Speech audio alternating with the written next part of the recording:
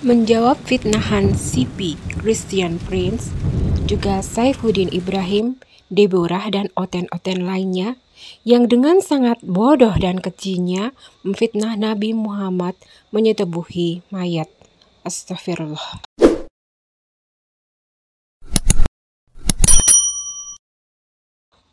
Saya antara percaya dan tidak ketika membaca hadis ini. Sebenarnya tidak membaca, tetapi memelintir hadis. Anak rohani saya dari Yaman ngasih tahu saya kalau bisa-bisa Abi akan ma'rifah as-sahabah li Abi. Nah, hadis ini ditulis dalam kitab ma'rifah as-sahabah li Abi Nu'aim, rokam hadis 273. Ini penting dicatat oleh saudara semuanya. Mungkin ada dari kalangan Kristen yang suka mencatat dan mencari hadis-hadisnya. Nah, kitab Ma'rifah As-Sahabah li Abi Nu'aim, rokam hadis 273. Nomor hadis itu 273. Merinding kalau membaca, kalau ngerti bahasa Arabnya. Halo, seolah-olah si Udin ini tahu bahasa Arab. Padahal kacau sekali bahasa Arabnya. Asad, yaitu ibu dari Ali bin Abi Thalib, meninggal di kuburan. Waqad kana al-hadis alladhi awradnahu fi al-maqala al-madhkura kama yali. Adapun hadis yang amburadul begitu bahasa Arabnya. Bacaan yang sudah tertulis yang tersebutkan seperti berikut. Haddatsana Abu Bakr bin Khalid, haddatsana Muhammad bin Ghalib bin Harbi, wa haddatsana Sulaiman bin Ahmad, haddatsana Muhammad bin Al-Bustani bi Basrin man rawa qala, yaitu orang yang meriwayatkannya. Tadi susunan nama periwayat hadis ini qala berkata, haddatsana Al-Husain bin Basrin Al-Badri, haddatsana Sa'dan bin Al-Walid Baya'un As-Sabiri, Fatimah Ummu Ali qala Rasulullah sallallahu alaihi wasallam qamisahu wa albasaha iyahu wa taja'a fi qabriha falamma sawa 'alaiha atrab qala ba'duhum. Jadi ketika Bang Mamat menguburkan Fatimah, ibu Ali bin Abi Thalib tadi, kemudian Mamat membuka bajunya, lalu bajunya itu dipakaikan kepada mayat itu, jenazah tadi. Lalu mereka memperhatikan dari atas Mamat melakukan hal yang aneh. Lalu berkatalah sebagian dari mereka, ini albasuha komisi litalbas man min thiyabil jannah. Sesungguhnya kenapa saya memakai baju saya itu adalah baju surga, kata Bang Mamat kepada yang melihat Mamat melakukan hal yang aneh. Fataja'at ma'aha fi qabriha li'ahaffafa anha min dogatatil qabri.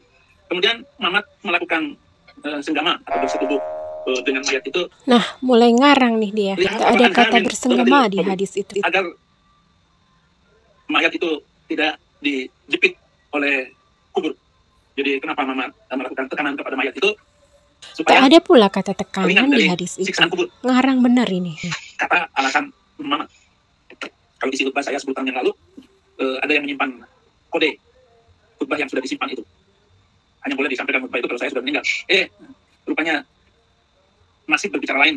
Saya ada di Amerika, lalu tak berani kembali ke Indonesia dan hidup mengelandang di Amerika. Saya hanya baca ya. Jangan simpan di hati. Ini agar saudara-saudara kita sadar. Kamu, Din, yang harusnya sadar dengan kebodohanmu, kamu memfitnah Nabi mulia. Nah, dia mengatakan bahwa Fatimah itu, istri Abu Thalib itu adalah wanita makhluk terbaik yang diciptakan oleh Allah bagi Ali bin Abi Thalib. Awal dia bilang Fatimah ibu Abu Thalib, sekarang dia bilang Fatimah istri Abu Thalib. Lafaz Sulaiman yukanni Abul Hasan. Maka Nabi sallallahu alaihi wasallam Aba Turab. Kacau sekali bahasa Arabnya. Jadi baru setelah Mamat naik dari kubur itu baru ditutup dengan tanah. Hadis ini tertulis di dalam kitab apa yang diketahui oleh para sahabat yang ditulis oleh Nu'aim, hadis nomor 273. Ya. Heran saya dengan hadis ini, dengan apa yang dilakukan oleh Muhammad. Tidak ada asap tanpa api. Ataupun penulis hadis ini meriwayatkan ketika penguburan Fatimah binti Asad ini benar-benar terjadi dan bukan khayalan. Jelas itu khayalanmu sendiri, main tafsir seenak sendiri, ngaco. Kalau ulama muslim semua tahu ini, ada yang sudah tahu, terutama di Arab sana. Di Arab juga banyak onta. Putin berulah lagi. Orang saya baca. Itu bukan membaca, tapi memelintir maknanya. Saya ini sudah miring, otak saya sudah miring. Saudara-saudara yang subscriber mungkin mau menyumbang, ya ada di deskripsinya. Bikin malu aja, makanya micin itu dikurangin. Ya, itulah kebodohan mereka, umat terjemahan yang tidak bisa berpikir logis lagi. Mentang-mentang Tuhannya berjenis kelamin, maka segala sesuatu dipandang secara mesum oleh mereka. Tak hanya si Safiyuddin saja sebenarnya yang melakukan fitnahan keji ini kepada Yang Mulia Nabi Muhammad, tetapi juga Christian Prince atau CP yang mereka puja-puja. Fitnah keji ini sudah dilontarkan oleh CP sejak di websitenya sebelum dia memasuki dunia YouTube. Lalu ditiru oleh para pemujanya. Hamba-hamba dari Dewa CP ini ada seperti si Deborah di RAK, lalu juga Emen, juga Sofiatul, dan antek-antek pemuja Dewa CP ini. Dengan bodohnya mereka memelintir hadis ini sesuai dengan isi otak mereka yang mesum, yang mengharuskan Tuhan berkelamin. Tiap hari berbuat dosa dan pamer kebodohan. Seolah-olah mereka tuh hidup sejaman dengan Nabi dan menyaksikan segala sesuatunya dengan mata kepalanya sendiri. Padahal tidak sama sekali. Cara beragama mereka memang kacau balau, selalu menggunakan sumber yang tidak valid, tidak kredibel, tidak clear, tidak bisa dipertanggungjawabkan, serba abu-abu. Kalaupun ada yang benar, tapi itu mereka pelintir. Mereka salah artikan. Mari kita ajak mereka untuk berpikir jernih. Apapun hadis itu, sesahih apapun hadis itu, matanya atau isi dari hadis itu tidak boleh bertentangan dengan satu pun ayat Quran. Itu karena Al-Quran adalah sumber yang utama. Muslim mengikuti hadis itu karena diperintahkan oleh Quran sesuai isi Quran surah 4 ayat 59.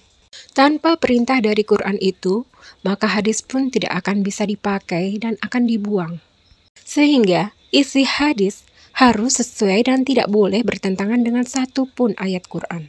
Ini bagai makan jeruk. Harus dikupas dulu kulitnya, baru bisa dimakan isinya. Perhatikan, Quran jelas-jelas melarang mendekati zina. Mendekati saja dilarang, apalagi melakukan zina. Yang namanya pernikahan adalah antara seorang lelaki dengan seorang wanita yang sudah balik, sudah cukup umurnya. Ini jelas di Quran. Selain itu, maka adalah zina. Kesaksian Aisyah maupun Khadijah, para istri beliau, menyatakan bahwa akhlak Nabi Muhammad adalah Quran. Jadi, tak mungkin Nabi menyimpang dari ajaran Quran. Rasulullah Nabi Muhammad SAW selalu menaati aturan Quran yang berlaku bagi dirinya selaku Nabi. Tentu saja dengan aturan larangan mendekati zina itu. Jadi, jika melakukan hubungan antara sesama lelaki ataupun perempuan dengan perempuan ataupun dengan hewan ataupun dengan mayat ataupun dengan jin, maka itu termasuk zina. Karena bukan definisi atau pengertian menikah seperti yang tercantum di Quran, yaitu antara seorang lelaki dengan satu orang wanita. Wanita yang masih hidup tentu saja bukan mayat. Kalau mayat itu bukan masuk ke dalam golongan manusia atau orang lagi, tapi sudah menjadi benda. Karena hanya tinggal jasadnya saja tanpa roh, tanpa jiwanya, tanpa nyawa. Jadi jelas dilarang dan tidak akan pernah Nabi lakukan. Aturan sahnya suatu pernikahan adalah sesuai aturan yang ditetapkan oleh Allah dan mendapat ridho Allah. Jadi kalau Allah yang menikahkan, maka itu juga sama saja sudah sesuai dengan aturan Allah. Intinya di situ. Jelas aturan Allah. Yang namanya nikah itu antara seorang lelaki dengan seorang wanita, bukan dengan mayat yang merupakan benda. Tak pernah Allah menikahkan Nabi dengan benda atau mayat. Jadi mustahil halu atau khayalan para oten ini terjadi. Mereka membaca Bible mereka sendiri saja mengalami salah tafsir, sehingga salah memilih Tuhan. Apalagi dalam memahami ayat Quran maupun hadis. Jelas salah dan kacaunya. Sesuai isi otaknya yang kacau dan juga miring. Saya ini sudah miring, otak saya sudah miring. Apalagi ternyata isi hadisnya tidak seperti yang dia pelintir atau mereka halukan, mereka khayalkan. Ini dia hadis aslinya. Bisa dilihat bersumber dari kitab Ad-Dailami nomor 34424. Terjemahan yang tepatnya adalah, sesungguhnya aku, Nabi Muhammad, memakaikan bajuku kepadanya Fatimah, agar ia menggunakan pakaian surga, dan aku berbaring di kuburnya agar ia terselamatkan dari himpitan kubur. Sesungguhnya ia, Fatimah, adalah sebaik-baik ciptaan setelah Abu Thalib, yaitu suaminya. Jadi kata yang benar adalah berbaring ya, bukan tidur, apalagi bersenggama. Saya ini sudah miring, otak saya sudah miring. Ya, otak oten yang mengharuskan Tuhan berkelamin membuat segala sesuatu hal menjadi mesum. Bahkan lubang jarum pun mereka pikir sebagai lubang vagina tempat Yesus muncul ke dunia. Otak mereka kotor sekali dan mereka tiap hari pamer kebodohan. Fatimah yang meninggal ini adalah bibi Nabi, istri dari paman beliau Abu Thalib, yang sangat beliau hormati dan telah menemani beliau selama masa sabotase, selama masa-masa susah dalam perjuangan menyebarkan dakwah Islam. Jadi sangat mustahil Nabi melakukan hal yang mereka khayalkan itu dan mereka fitnahkan dengan keji itu, apalagi di hadapan keluarga Fatimah maupun Abu Thalib, paman Nabi itu. Di hadapan orang banyak. Kemana otak mereka ini? Dalam memberikan syafaatnya, maupun ketika Allah untuk mengampuni dosa, tak perlu harus menjelma menjadi manusia lalu bunuh diri seperti khayalan mereka terhadap Yesus. Allah dalam sekejap mampu menghapus dosa manusia. Tak perlu ribet.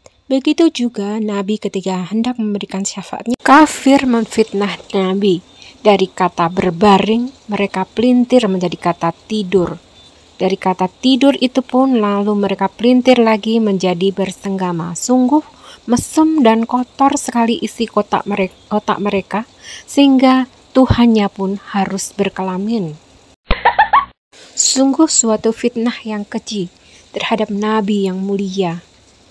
Otak mereka memang kotor, mesum, dan kacau, miring. Tak bisa berpikir dengan jernih. Saya ini sudah miring, otak saya sudah miring. Saya ini sudah miring, otak saya sudah miring.